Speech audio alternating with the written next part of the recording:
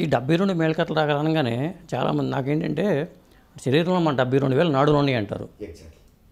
ఈ రాగాలకిను మరి ఈ నాడులకి మరి డిగ్రీలు 3.5 డిగ్రీలు ఈ సృష్టి చక్రం కాలచక్రం ఇదేదో సంబంధంలా కనిపిస్తుందండి. మీరు భలే చెప్తున్నారు. ఇప్పుడు నేను మ్యూజిక్ థెరపీ చేస్తున్నా. ఇప్పుడు నేను అంటే ఇప్పుడు కొత్త రకమైన థెరపీ తయారు చేశాను. ఏంటంటే ఆ 72 రాగాల్లో ప్రయాణం చేసిన తర్వాత సంగీతం అంటే ఏమీ లేదని తెలిసింది.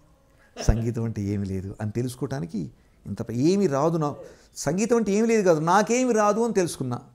పూర్తిగా సంగీతం అంటే నాకేమీ రాదు, నాకు అసలు ఏమీ తెలియదని ఇప్పుడు తెలిసిపోయింది. పూర్తిగా తెలిసిన తర్వాత ఈ కరోనా పీరియడ్లో అంతకుముందు కూడా మీరు అడిగిన ప్రశ్నకు సమాధానం, నేను కొత్త ప్రయోగం మొదలుపెట్టాను సంగీతంలో. దాని పేరు smart synchronised music and relief therapy, SMART.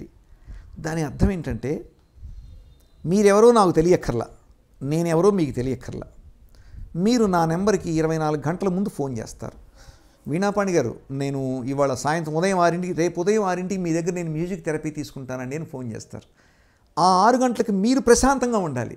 అంటే 24 గంటల టైం మీరు ప్రిపేర్ అవ్వటానికి 24 గంటల ముందు మీరు ఫోన్ చేసి మీరే టైం ఎన్నుకుంటారు, ఏ టైం తీసుకోవాలో. అంటే ప్రశాంతత మొదలైంది మీకు ఆల్రెడీ. సరేనండి అంటాను. అనగానే మళ్ళీ ఆ రోజు నేను ఫోన్ చేయను, మీరే ఫోన్ చేయాలి నాకు. అంటే మీ మనసు ఎలా ఉందనే దానికి పెట్టాను అనమాట. ఫోన్ చేశారా మీకు ఆ రోజు వైద్యం పనిచేస్తుంది. మీరు ఫోన్ చేయలేదు అనుకోండి, నేను ఇంటికి వెళ్ళిపోతా, చేయను. నేను ఫోన్ చేయను, నంబర్ ఉంది కదా అని చేయను.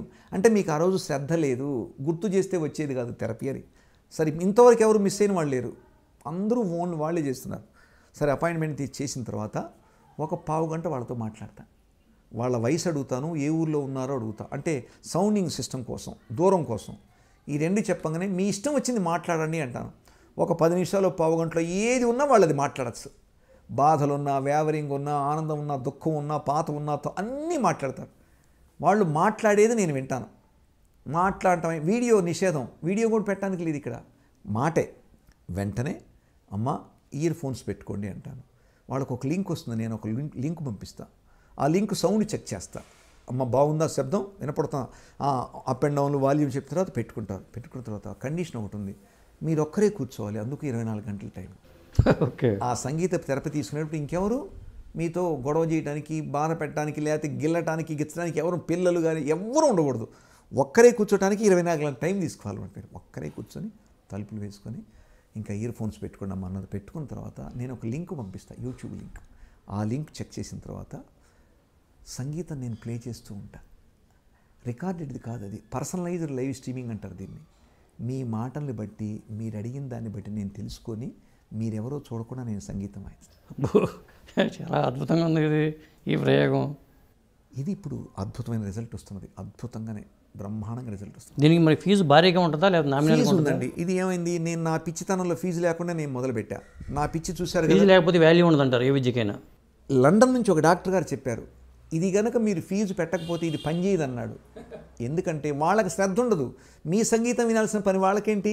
వాళ్ళకు 1000, 2000, 500 డబ్బులు ఇచ్చారంటే వాళ్ళ కోసం సంగీతం, మన సంగీతం వీణాపాణి గారు చేస్తున్నారని వాళ్ళు మీ దగ్గరికి వస్తారు, టైంకి చేస్తారు. లేకపోతే వాళ్ళకి పని చేయదు, వాళ్ళ శ్రద్ధ ఉండదు అన్నారు ఆయన. అప్పటి నుంచి దీనికి ఫీజు కూడా పెట్టాను. పని చేయరు కదా మరి. ఇప్పుడు 1000 రూపాయలు, ఏమి పేదవాళ్ళు 500 ఇవ్వండి చాలంట. ఆ డబ్బు ముందుగానే వేయాలి నాకు.